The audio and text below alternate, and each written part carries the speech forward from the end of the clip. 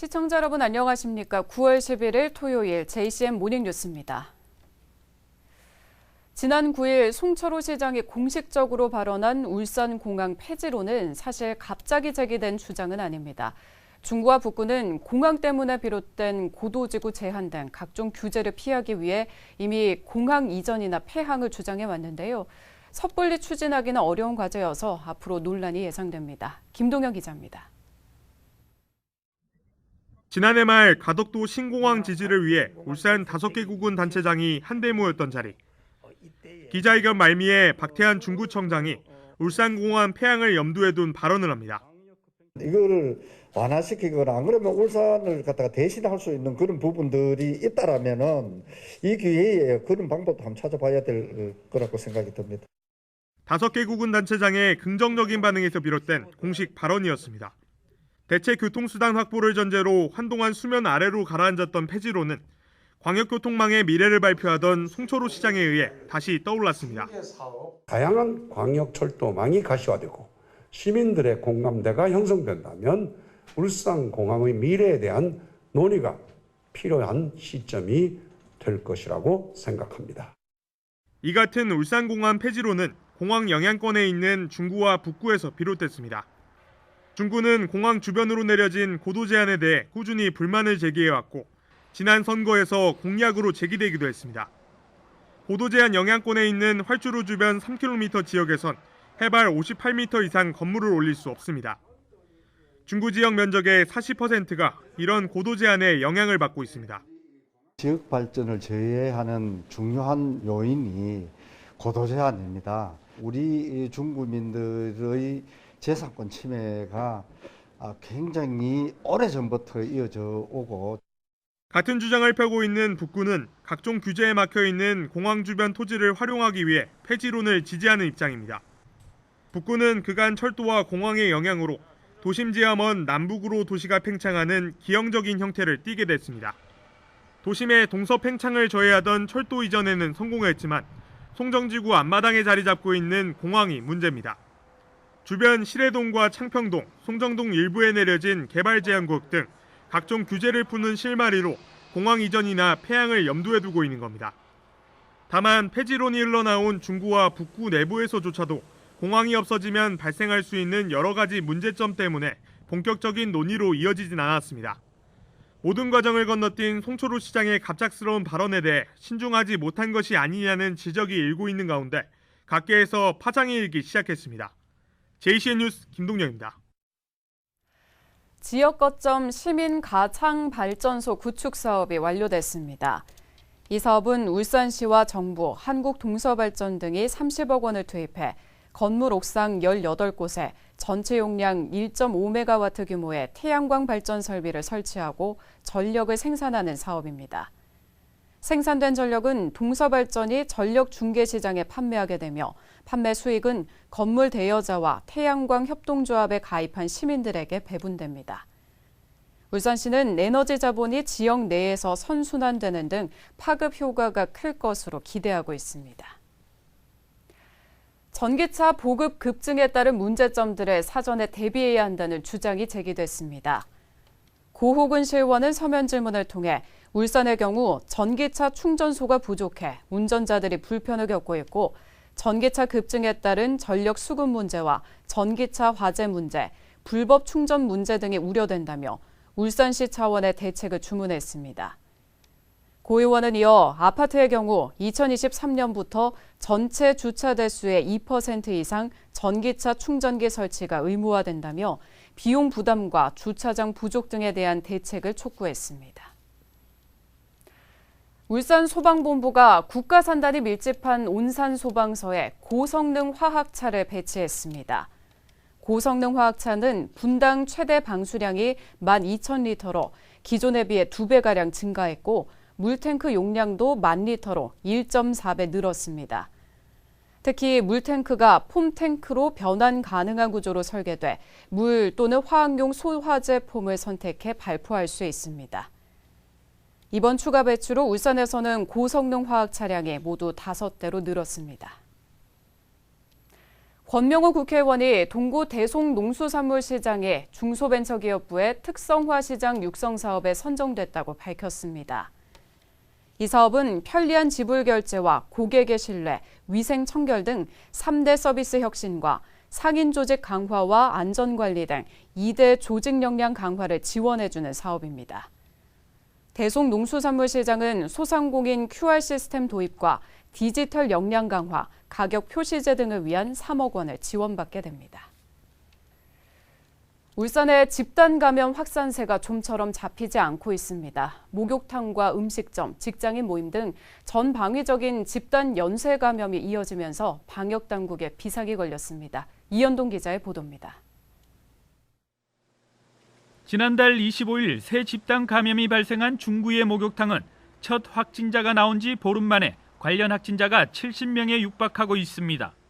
중구의 장노년층 유흥업소 관련 확진자는 10여일 만에 50명을 넘어섰고 횟집 관련 확진자도 50명을 넘겼습니다. 지난달 29일 첫 확진자가 나온 남구의 직장인 모임 관련 확진자는 43명으로 늘었습니다. 여기에 최근에 발생한 남구의 요양병원은 관련 확진자가 닷새 만에 26명까지 늘며 오는 23일까지 코호트 격리에 들어갔습니다.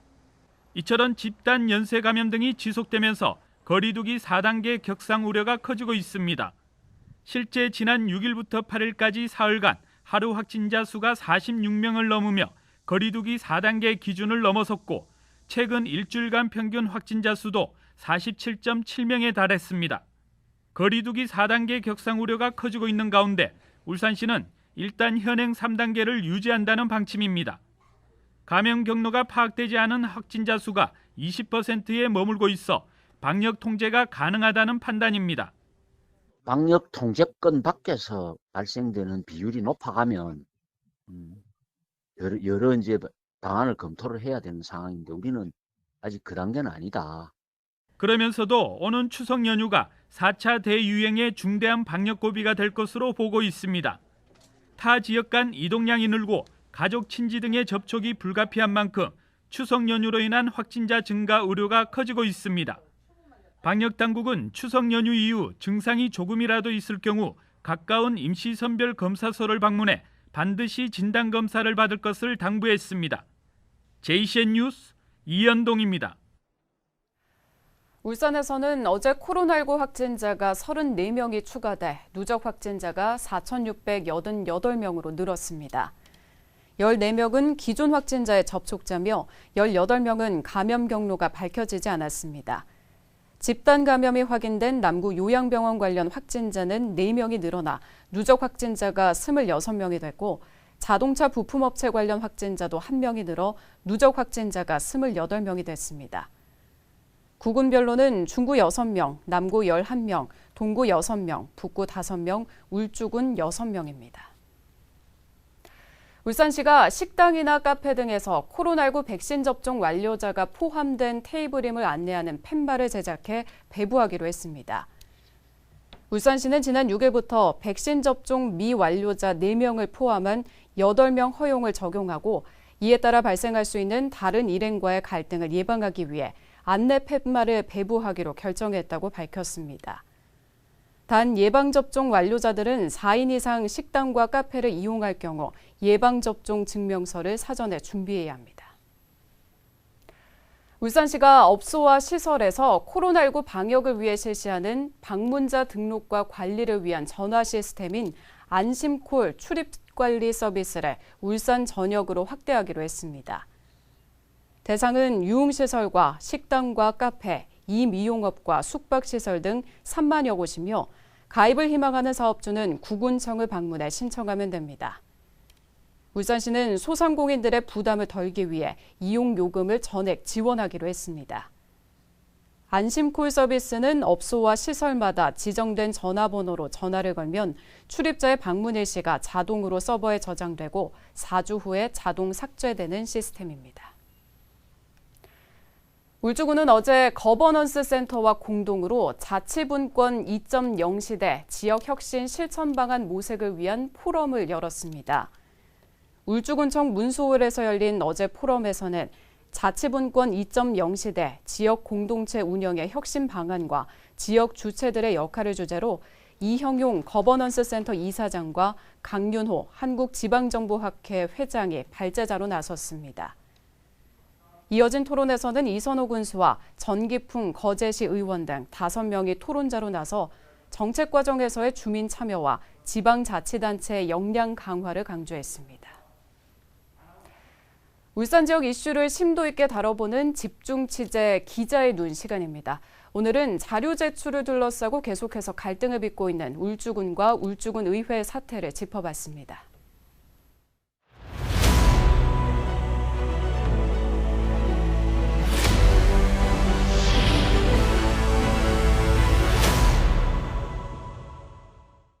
바람 잘 날 없다. 현재의 울주군과 울주군 의회의 관계를 이렇게 정리할 수 있을 것 같습니다. 울주군과 군의회가 오랜 기간 자료 제출을 둘러싸고 갈등을 빚고 있는데 왜 이렇게 됐고 현재 어떤 상태인지 구현희 기자와 짚어보겠습니다. 구 기자. 네, 울주군 의회가 자료 제출을 요구했지만은 집행부가 거부한 일로 갈등을 빚으면서 앞서 추경안이 의회에서 부결되는 일이 있었죠? 네, 그렇습니다. 네, 그런데 갈등이 지금까지도 계속되고 있어요? 네, 그 사건의 시작은 지난 5월 울주군 의회 경제건설위원회가 그 예산 심의를 하기 위해서 각 실과별 예산 편성 요구 자료를 달라고 요구한 것을 집행부가 거부하면서입니다. 이에 국민의힘 의원들과 더불어민주당 허은영 의원은 과거에도 그랬고 불과 얼마 전까지만 해도 받았던 자료들인데도 울주군이 제출하지 않은 건 이 정당한 의정 행위를 방해한 것이라고 반발했었는데요. 어쨌든 이 문제로 양쪽이 팽팽히 맞서면서 울주군 1회 추경안이 2차례나 부결되는 사태까지 빚어졌습니다. 네, 추경안 부결 후 폭풍이 제법 컸죠. 네, 그 일부 국비가 반납될 위기에 있다든가 허은영 의원은 제명 절차가 진행되고 있고 말이죠. 네, 그렇습니다. 네, 그런데 실제로 일부 의원들이 요구한 자료가 공개되어서는 안 되는 건가요? 네, 이 부분에 대한 울주군과 그 자료를 요구한 의원들 간의 그 주장이 극명히 엇갈립니다. 사실 의회가 요구한 자료는 그동안 울주군이 요구하는 의원들에게는 제공해 왔던 자료들인데요. 그런데 지금은 원한다면 그 자리에서 열람은 할 수 있게는 해주겠다. 하지만 문서로 주는 건 안 된다고 입장을 바꿨는데 그 이유가 단체장의 예산 편성권을 침해한다는 것이었습니다. 그 예산에 반영 안 된 사업의 예산 요구 내역까지 보게 되면 어떤 지역구의 예산은 반영됐고 또 모 지역구 예산은 반영되지 않은 것을 다 보게 되는데 그 일부 지역구 주민 반발은 물론이고 불필요한 정쟁거리로 삼을 수 있다는 게 이선호 군수의 주장입니다. 네, 다른 지자체는 어떻습니까? 그 정부 관계 부처의 질의까지 했다죠? 네, 물론 이 자료 요구를 둘러싸고 집행부와 의회 갈등은 간혹 있어 왔습니다. 하지만 대부분의 지자체들은 이렇게까지 심하게 대립할 일인가라는 반응인데요. 이 자료 요구와 관련해서도 울주군이 행정안전부에 질의를 했는데 그 행안부는 이 단체장의 예산 편성권을 침해하지 않는 선에서 의회 자료 제출 요구에 응하라는 그 애매하고도 원론적인 답변만 내놨습니다. 네, 단체장의 예산 편성권을 침해하지 않는 선이라는 그 자체가 말이죠. 해석하기에 따라서 다른 것 아닙니까? 예, 그렇습니다. 이에 야당 쪽에서는 이 비슷한 사례의 판례를 들고 나왔습니다. 그 예산 관련 자료는 비공개 자료가 아니라는 건데요. 이 판례대로라면 의회를 통과해서 확정된 예산의 경우는 정보 공개를 청구하면 시민 누구나 관련 자료를 볼 수 있는 겁니다. 앞서 이선호 군수가 단체장의 예산 편성권을 침해할 수 있어서 공개할 수 없다고 한 자료가 의회에서 의결된 후에는 시민 누구나 볼 수 있다는 건데 의결 전엔 의회도 볼 수 없는 자료가 또 의결 후엔 누구나 볼 수 있다는 것 자체가 모순이라는 지적도 있습니다. 네, 한편으로는 이 문제가 말이죠. 이 정도로 대립하고 갈등할 그런 문제인가 싶기도 하고요. 네. 일각에서는 군수와 일부 의원들 간의 감정 싸움이 아니냐 이런 시각도 있어요. 예, 그렇습니다. 이 갈등의 발단이 다른 데 있다고 보는 이들도 있습니다. 울주군이 추진하고 있는 사업 중에 이 구형 운동장 조성 사업이 있는데 이 부지에 이선호 군수 선친 땅이 포함되어 있습니다. 그런데 지난 4월 국민의힘 울주군 의원들이 이 부분과 관련해서 각종 의혹을 제기하면서 토지 보상 내역 등의 자료를 집행부에 요구했다가 모두 거절당하는 일이 있었는데요. 당시 이 문제로 의회 본회의장에서 야당 의원들과 이선우 군수가 강하게 충돌하기도 했는데 이 사건 이후 울주군의 태도가 달라졌다는 주장입니다. 네. 그동안 의회가 구두로 요구했던 자료들을 앞으로는 공문으로 요청하라든지 또 특정 자료의 제출을 거부하는 일이 반복되면서 지금의 사태로까지 이어졌다고 보는 시각도 있습니다. 네, 의회가 요구하면 집행부는 그 자료를 줘야 한다, 이런 규정은 없나요? 네, 지방의회도 자료 요구권이 있기는 하지만 임의 규정이어서 지자체나 집행부가 협조하지 않으면 강제할 수가 없습니다.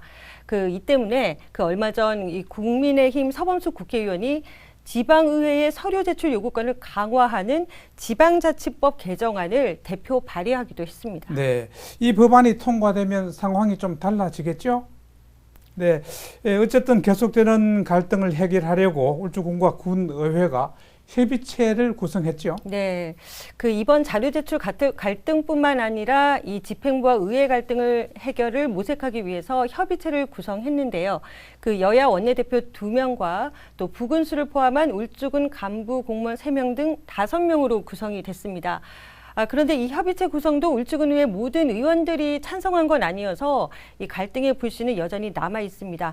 특히 민주당 울산시당으로부터 제명당한 허은영 의원은 남은 임기 동안 집행부의 자료 제출 거부 사태를 바로잡겠다고 말했고, 국민의힘 송성우 의원도 탈당을 각오로 끝까지 대응하겠다고 밝히면서 자료 요구를 둘러싼 갈등은 쉽게 풀리지 않을 것으로 보입니다. 네. 자료 제출을 놓고 갈등을 빚고 있는 울주군과 울주군의회 사태 짚어봤습니다. 소모적이고 지나친 논쟁은 결국 주민들에게 피해가 간다는 것을 울주군과 군의회 모두 잊지 말아야겠습니다. 구현희 기자였습니다. 수고했습니다. 감사합니다. 오는 12월에 열리는 제1회 울산국제영화제의 슬로건과 포스터가 공개됐습니다. 슬로건은 청년의 시선 그리고 그 첫걸음으로 젊은 영화인에게 주목하고 그들의 꿈을 지원하는 영화제의 의미를 담았습니다. 포스터는 세계를 연결하는 바다에 펼쳐진 레드카펫을 통해 전 세계 감독들과 영화인들을 초대한다는 의미를 형상화했습니다. 제1회 울산국제영화제는 12월 17일부터 5일간 울산문화예술회관과 지역 영화관 등에서 열립니다. 울산해양경찰서가 한국해양구조협회와 흰수리 드론 수색대와 함께 고래바다 여행선과 해경 경비 함정을 대상으로 드론을 활용한 방역활동을 벌였습니다. 어제 진행된 방역활동은 대형 드론을 이용해 선박 상공에서 소독약을 살포하고 실내 공간에는 방역 요원을 투입해 소독하는 방식이 병행됐습니다. 울산 주택사업자들의 입주 실적 전망과 입주 경기 체감 지표가 모두 기준치를 밑돌았습니다. 주택산업연구원에 따르면 9월 울산 입주 경기 실사지수 전망치는 전달보다 20.2포인트 하락한 90.9로 집계됐습니다. 지난달 입주 경기 실사지수 실적치도 전달보다 35.5포인트 하락한 75로 올해 들어 가장 낮은 실적치를 기록했습니다. 주택산업연구원은 실적치와 전망치가 낮게 조사된 지역은 입주 시장에 대한 모니터링을 강화할 필요가 있다고 제언했습니다. JCM 모닝뉴스를 마칩니다. 함께해 주신 여러분 고맙습니다.